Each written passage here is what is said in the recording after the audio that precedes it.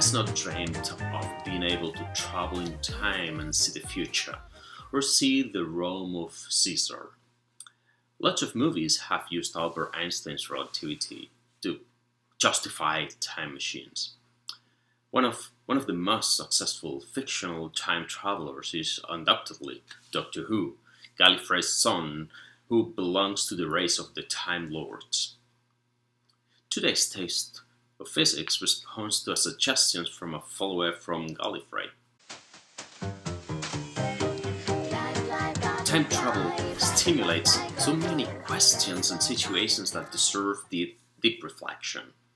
Perhaps one of the paradoxical situations that first arises is what happens if you travel in time and interact with yourself? Could you change the past? Could you change your past? I'm a time traveller. Or I was. I'm stuck.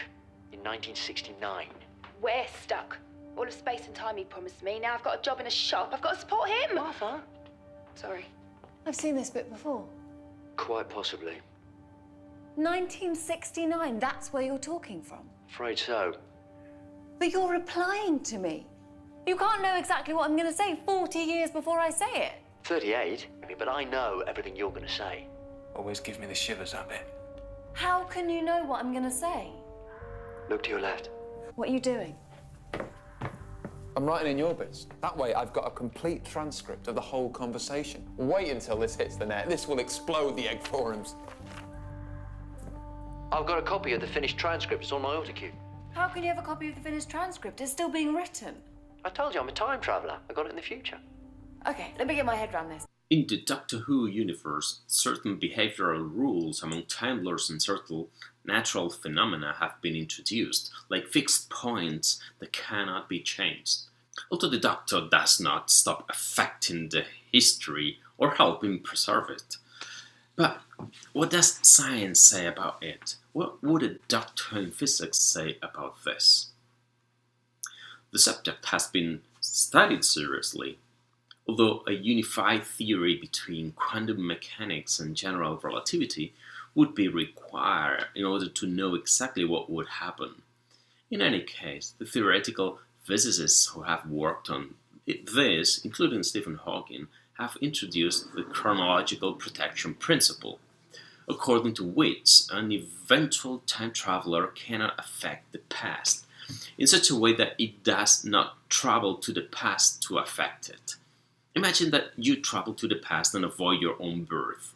Then you are not born, so you cannot travel to the past, and you don't avoid your own birth, and yes, you can travel to the past to avoid your own birth, so then you are not born. And to perform some calculations on this matter, we need to simplify the problem, of course.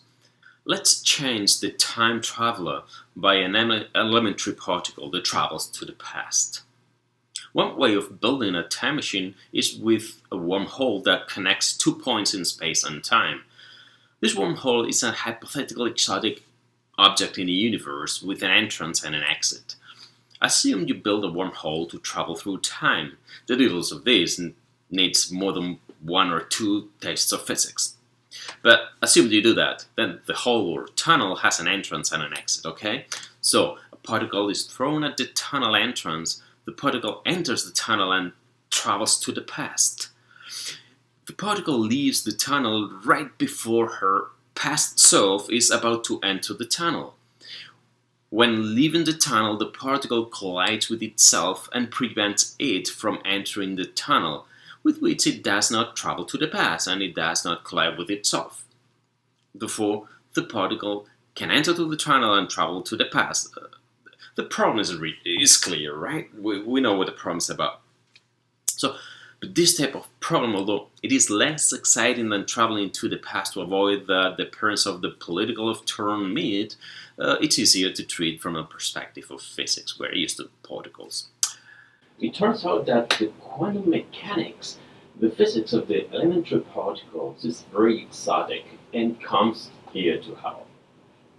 Imagine a particle, say an electron. You will think that this electron is at a specific point with a specific speed, but it is not so. The position and the velocity of the particles are not well defined. It is what we know as Heisenberg's uncertainty principle.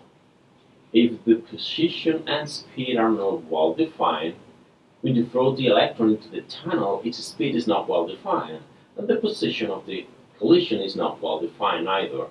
Sustained on this principle, it would seem that the collision of the electron with itself would not prevent it from entering the tunnel. This would be the principle of chronological protection in action. It breaks the magic of the Doctor's trips a bit, but it protects us from strange paradoxes and undesired actions of other travelers not as careful as the Doctor.